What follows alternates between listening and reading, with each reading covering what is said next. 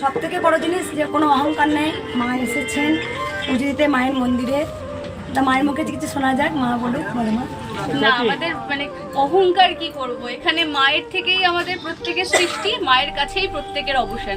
এখানে অহংকার করার কিচ্ছু নেই। আমি এখানে এসে মাটিতে পা গেড়ে কেন আমি ষষ্ঠাঙ্গে যদি প্রণাম করতে পারতাম তাও আমার মন ভরতো না, কিন্তু আমি সত্যি আপনার ব্যবহারে এতটাই সন্তুষ্ট। আমাদের সিরিয়াল ইন্ডাস্ট্রির প্রত্যেকে, এখন তো সিনেমা চলছে আমার 100 বলে একটা সিনেমা, যেখানে আমি হিরোইনের ভূমিকায় পাঠ করছি, কিন্তু আমার ইন্ডাস্ট্রির প্রত্যেকের মুখে শোনা যে কৃষ্ণকালীর মায়ের কাছে যাও, এটা সমাধান হয়ে যাবে, এটা সমাধান হয়ে যাবে। আজকে আমি এসেছি আমার মায়ের পায়ে প্রচন্ড ব্যথা, সেইটা নিয়ে আমি জানি ঠিক হয়ে যাবে, আমার দীর্ঘ বিশ্বাস। আমার সব জায়গায় দেখানো হয়ে গেছে ডাক্তার, কিন্তু আমি আজকে মায়ের কাছে এসেছি, আর আমি কিছুদিনের মধ্যেই মাকে নিয়ে আসবো, আমার মা সুস্থ হয়ে যাবে এই বিশ্বাস। আর সিনেমা যারা করে তাদের বলে একটু। তারা প্রত্যেকে আপনাকে চেনে, এই যে আসতে পারে না, 14 ঘন্টা শুটিং হয় আমাদের, তারপরে এতটা দূর